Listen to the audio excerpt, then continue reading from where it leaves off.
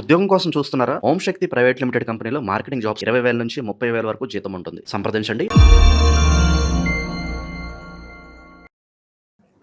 అందరికీ శుభమస్తు అండి. జూలై 2026లోకి అడుగు పెడుతున్నాం. జ్యోతిష్ శాస్త్రంలోన అత్యంత శక్తివంతమైన రాశి సింహరాశి. జూలై 2020 మాసాధిపతాల గురించి తెలుసుకునే ముందు ఈ వీడియోని ఎక్కడా స్కిప్ చేయకుండా చివరి వరకు చూడండి. చాలా ఇంపార్టెంట్ విషయాలు సింహరాశి వారి గురించి ఈ నెలలో చెప్పడం జరుగుతుంది. అద్భుతమైన ఫలితాలు ఎలా ఇవ్వబోతున్నాయి, ఎక్కడెక్కడ మీరు కాస్త జాగ్రత్తగా ఉండాలో క్లియర్గా తెలుసుకుందాం. అసలు సింహరాశి వారి ముఖ్య లక్షణాల గురించి ఒక మాటలో చెప్పుకుంటే, అడవికి రాజు ఎలాగో 12 రాశుల్లోనూ సింహరాశి వాళ్ళు కూడా అంతే. మీరు అగ్నితత్వానికి చెందినవారు. సాక్షాత్తు సూర్యభగవానుడే మీ రాశికి నాథుడు. అందుకే మీలో సహజంగానే ఒక నాయకత్వ లక్షణం ఉంటుంది. ఎక్కడున్నా సరే సెంటర్ ఆఫ్ అట్రాక్షన్ మీరే అవ్వాలనుకుంటారు. ఆకర్షణలో మీలో పుట్టుకతోనే ఉంటుంది. ఎవరైనా కష్టం వస్తే ముందు నిలబడే ధైర్యం, ఎదుటివారికి సహాయం చేయాలనే విశాలమైన దృక్పథం మీది. మనసు మాత్రం వెన్న. ఆత్మవిశ్వాసమే ఒక ఆయుధంగా బతుకుతారు. ఎవరి దగ్గర తలవంచని ఆత్మాభిమానం మీలో మెండుగా ఉంటుంది.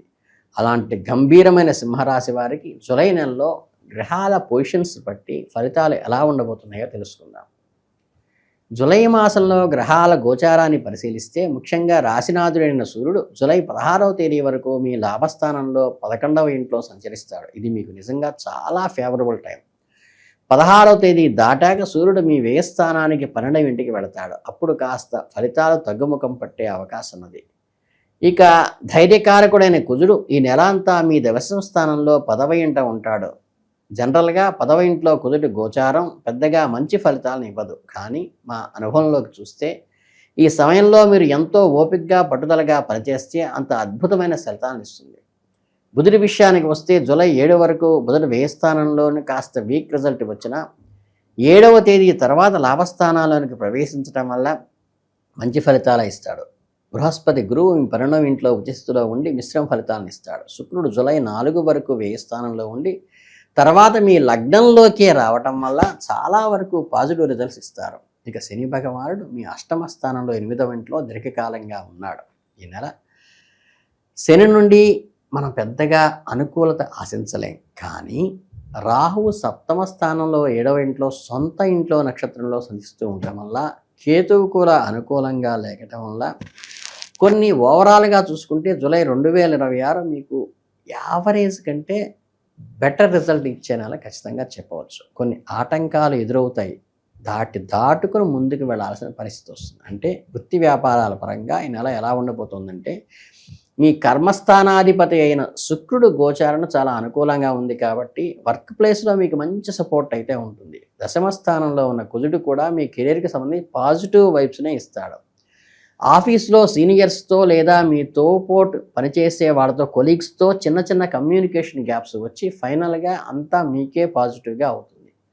వ్యాపారం చేసే వాళ్ళకి 7వ స్థానాధిపతి అయిన శని స్థితిలో అష్టమంలో ఉండటం వల్ల, రాహు లేదా 7వ ఇంట్లో కంటిన్యూ అవ్వటం వల్ల కాస్త అప్రమత్తత వ్యాపారస్తులకు అవసరం.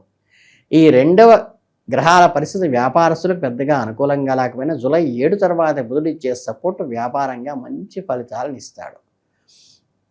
ఈ నెల మొదటి భాగంలో సూర్యుడు సపోర్ట్ కూడా ఉండటం వల్ల వ్యాపారంలో లాభాలు, ధన సౌఖ్యము కలుగుతాయి. అలానే ఈ సమయంలో మీరు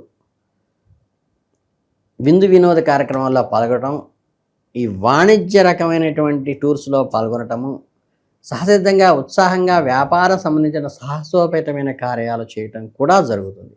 జాబ్ అయినా బిజినెస్ అయినా సరే ఎలక్ట్రిఫైరింగ్ రిస్కులు తీసుకోకుండా ఉండండి. పాత పద్ధతిలోనే ఇంటికి రావటం మొత్తము మీకు ప్రశాంతత దొరుకుతుంది. ఆర్థిక విషయాలకు వస్తే లాభస్థానాధిపతి అయిన బుధుడు 7వ 12వ ఇంట్లో ఉండటం వల్ల కాస్త వీక్ పొజిషన్. కానీ లాభస్థానంలో సూర్యుడు జూలై 15 వరకు ఉండటం వల్ల సూపర్ పాజిటివ్ పాయింట్గా చెప్పవచ్చు. జూలై 7 తర్వాత బుధుడు కూడా మీకు ఫుల్ సపోర్ట్ చేస్తాడు. కానీ ఈ నెలలో సగం రోజులు ఫుల్ ప్రాఫిట్స్గా ఉంటే మిగతా సగం రోజులు మిశ్రమ ఫలితాలు ఉన్నాయి అనే కంపారిజన్ గమనించండి. ధనస్థానానికి కూడా బుధుడే అధిపతి కాబట్టి మీరు పడే కష్టానికి తగ్గట్టుగా బ్యాంకు బ్యాలెన్స్ కూడా పెరుగుతుంది.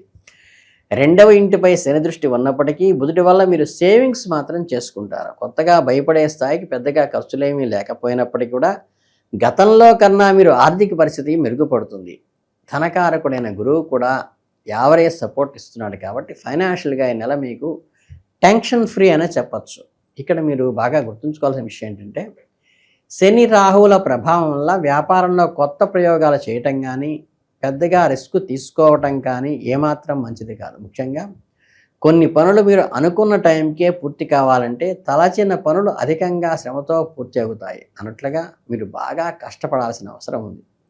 నెలాఖరు వచ్చేసరికి వ్యాపారంలో కాస్త నత్తనడక్క సాగుతుంది కాబట్టి జాగ్రత్తగా ప్లాన్ చేసుకోండి. ఉద్యోగస్తులు కూడా ఈ నెలలో యావరేజ్ కంటే మంచి ఫలితాలే వచ్చినప్పటికీ జాగ్రత్తగా ఉండండి. 6వ ఇంటి అధిపతి శని బాగోలేకపోయినా బుధ సూర్యుడు అనుకూలంగా ఉండటం వల్ల ఫస్ట్ హాఫ్ చాలా బాగుంటుందండి ఈ నెలలో. అంటే మంచి రిలేషన్స్ మెయింటైన్ చేయడం జరుగుతుంది. ఆరోగ్య విషయానికి వస్తే మీ రాశ్యాధిపతి శుక్రుడు జూలై 16 వరకు చాలా పవర్ఫుల్గా ఉన్నాడు కాబట్టి హెల్త్ పరంగా ఇది చాలా కంఫర్టబుల్ జోన్. ఎప్పటి నుంచో వేధిస్తున్న పాత ఆరోగ్య సమస్యలు కూడా పూర్తిగా తొలగిపోవడానికి ఆస్కారం ఉంది.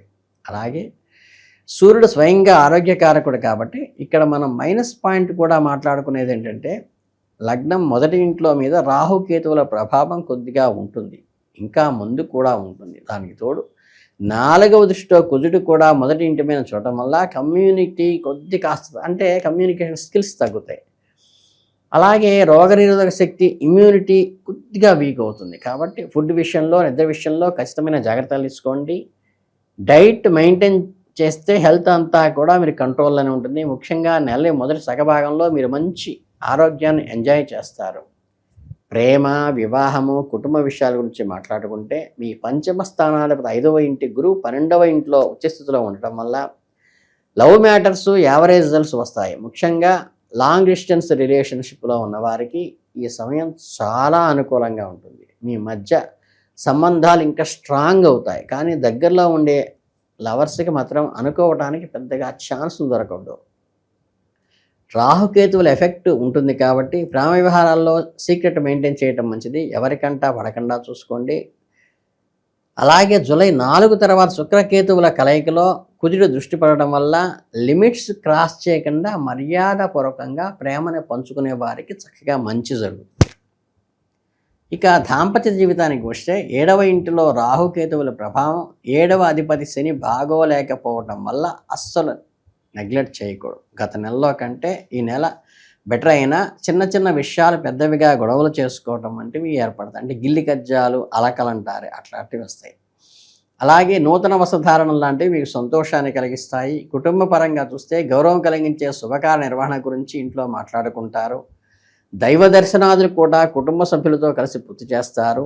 మీ 2వ ఇంటి అధిపతి అయిన బుధుడు జూలై 7 తర్వాత బాగున్నా ఆయన ఈ నెలలో వక్రించి అస్తమిస్తున్నాడు కాబట్టి ఇంట్లో చిన్న చిన్న మిస్అండర్స్టాండింగ్స్ రావచ్చు.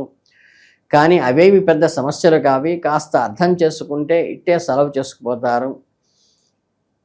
ఇంకా 4వ ఇంటి మీద గురు దృష్టి ఉండటము, 4వ అధిపతి కుజుడు నుంచి పాజిటివ్గా ఉండటం వల్ల గృహ జీవితంలో ప్రశాంతంగా అయితే గడుస్తుంది. చిన్న చిన్న రెమెడీస్ కూడా చెప్తాను ఈ ఇబ్బందులు రాకుండా ఉండటం కోసం. సంతానం లేని వారికి లేదా చిన్నపిల్లలకు చేతనైనంత సహాయం చేయండి. వాళ్ళ ఆశీస్సులు మీకు శ్రీరామ రక్షగా ఉపయోగపడతాయి.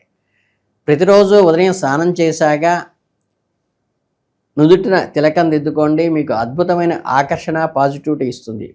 అలాగే సింధూరం అయితే ఇంకా పవర్ఫుల్. సాక్షాత్తు పరమశివుడికి భక్తితో ఆరాధించండి. కుదిరితే నెలలో ఒకసారైనా శివాలయంలో రుద్రాభిషేకం చేసుకోండి. అన్ని ఆటంకాలు తొలగించి మీ జీవితంలో గొప్ప మార్పు తీసుకురావడానికి ఈ శివార్చన ఉపయోగపడుతుంది. శివాభిషేకం ఎక్కడా భయపడాల్సిన పని అయితే లేదు. మీలో ఉన్న ఆత్మవిశ్వాసంతో ముందుకు సాగుతుంది. కనుక ఈ జూలై 2026లో మీరంతా కూడా అద్భుతమైన ఫలితాలను సాధించాలని, చక్కగా నేను చెప్పినటువంటి క్రిటికల్ పాయింట్స్ అర్థం చేసుకుని శివారాధనతో పాటు బయటపడాలని అందరికీ మనస్ఫూర్తిగా కోరుకుంటూ సర్వే జనా సుఖినో భవంతు.